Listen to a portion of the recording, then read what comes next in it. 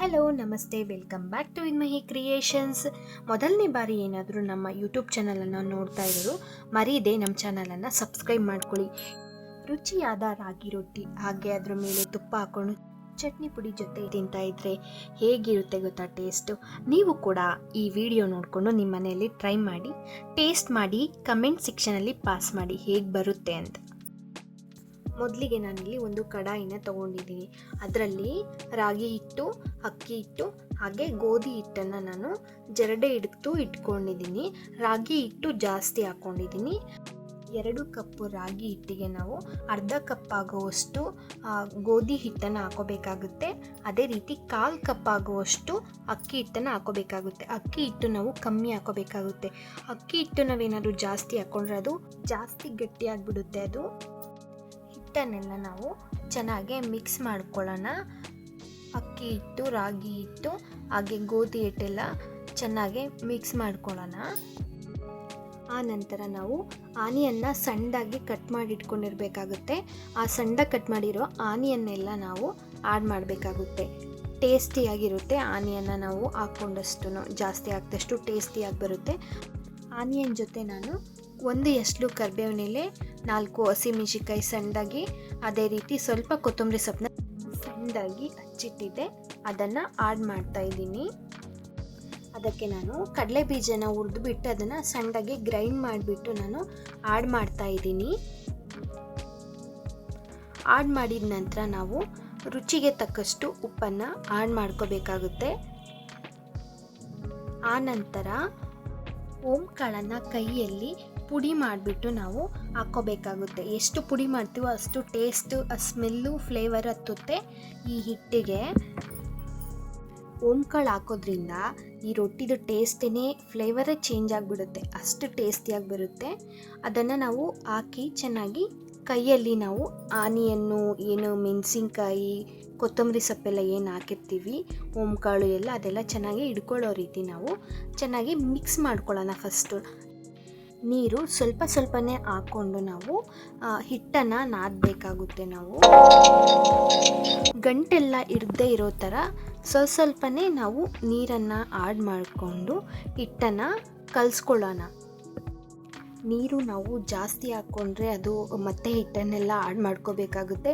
Taste ಎಲ್ಲ ಹೋಗ್ಬಿಡುತ್ತೆ. ನಾವು ಅದಕ್ಕೆ ಸ್ವಲ್ಪನೇ ನೀರನ್ನು ಆ್ಯಡ್ ಮಾಡ್ಕೋಬೇಕಾಗುತ್ತೆ. ನಾವು ಜಾಸ್ತಿ ಹಾಕ್ಕೊಂಡ್ರೆ ಅದು ಫುಲ್ಲು ತೆಳ್ಳ ಆಗೋಗ್ಬಿಡ್ದು, ಅದೆಲ್ಲ ಆಗಿಬಿಡುತ್ತೆ. ನೋಡಿ, ಈ ರೀತಿ ಚೆನ್ನಾಗಿ ನಾವು ನಾದ್ಕೋಬೇಕಾಗುತ್ತೆ. ಕೈಯಲ್ಲಿ ನಾದಿ ಈ ಥರ ಮಾಡಬೇಕಾಗುತ್ತೆ. ನಾವು ಚೆನ್ನಾಗಿ ಈ ಥರ ಉಂಡೆ ಬರೋ ಥರ ನಾವು ಕಲಿಸ್ಬೇಕಾಗುತ್ತೆ ಕೈಯಲ್ಲಿ.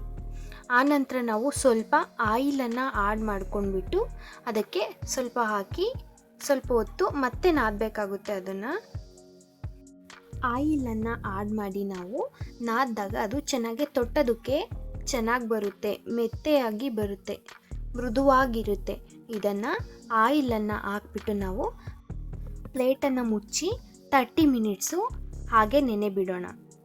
30 ಮಿನಿಟ್ಸ್ ನೆನೆಬಿಟ್ಟಾದ್ಮೇಲಿಂದ ಚಿಕ್ಕ ಈ ಥರ ಉಂಡೆ ಮಾಡ್ಕೊಳ್ಳೋಣ. ನಾವು ಉಂಡೆ ಮಾಡ್ಕೊಂಬಿಟ್ಟು ಈ ಕಡೆ ಪಾನ್ ಬಿಸಿ ಆಗಿರುತ್ತೆ. ಬಿಸಿ ಆದ ನಂತರ ಅದಕ್ಕೆ ಆಯಿಲನ್ನು ಆ್ಯಡ್ ಮಾಡಿಕೊಂಡು ಒಂದು ಪೇಪರ್ ಮೇಲೆ ನಾವು ಎಣ್ಣೆ ಸವರ್ಕೊಂಡ್ಬಿಟ್ಟು ಅದನ್ನು ಚೆನ್ನಾಗಿ ರೌಂಡ್ ಶೇಪಲ್ಲಿ ಎಣ್ಣೆನ ಆ್ಯಡ್ ಮಾಡ್ಕೊಂಡ್ಬಿಟ್ಟು ರೌಂಡ್ ಶೇಪಲ್ಲಿ ತೊಟ್ಕೋಬೇಕಾಗುತ್ತೆ. ಅದ್ರ ಮೇಲೆ ಒಂದು ಪೇಪರ್ ಕೂಡ ಹಾಕ್ಕೊಂಡು ನಾವು ಅದನ್ನು ಈಸಿಯಾಗಿ ತೊಟ್ಬೋದು. ತವ ಬಿಸಿ ಆದ ನಂತರ ನಾವು ಏನು ತೊಟ್ಟಿರ್ತೀವಲ್ಲ ಆ ರಾಗಿ ರೊಟ್ಟಿನ ಹಂಚ ಮೇಲೆ ಆ್ಯಡ್ ಮಾಡಬೇಕಾಗುತ್ತೆ. ಅದು ಫುಲ್ಲು ಒಂದು ಸೈಡ್ ಫುಲ್ಲು ಬೇಯಬೇಕು. ಅಲ್ಲಿವರೆಗೂ ನಾವು ಇನ್ನು ಬೇರೆ ರೊಟ್ಟಿಗಳಿಗೆ ತೊಟ್ಕೋತಾ ಇರೋಣ. ಒಂದು ಸೈಡು ಫುಲ್ಲು ಚೆನ್ನಾಗಿ ಬೇಯಬೇಕು. ಬೆಂದ್ರ ನಂತರ ನಾವು ಇನ್ನೊಂದು ಸೈಡ್ಗೆ ಆಯಿಲನ್ನು ಆ್ಯಡ್ ಮಾಡ್ಕೊಳ್ಳೋಣ.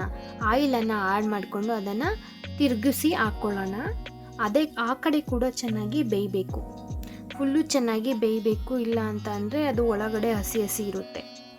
ಫುಲ್ ಚೆನ್ನಾಗಿ ಬೆಂದಮೇಲೆ 2 ಕಡೆ ಆಯಿಲನ್ನು ಆ್ಯಡ್ ಮಾಡಿಕೊಂಡು ಮತ್ತೆ ಅದನ್ನು ಸ್ವಲ್ಪ ಚೆನ್ನಾಗಿ ಬೇಯಿಸ್ಕೊಳ್ಳೋಣ.